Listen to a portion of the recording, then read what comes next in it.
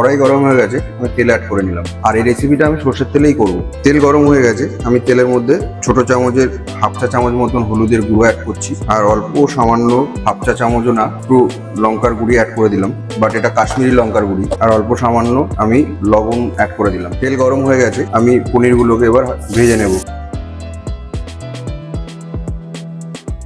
বুঝতে পারছো, সব এরকম টাইপেরই হবে ভাজা,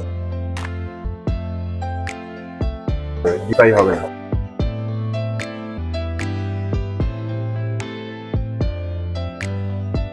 এবার আমি এবার এটাকে একটু কষাবো 2 থেকে 3 মিনিট।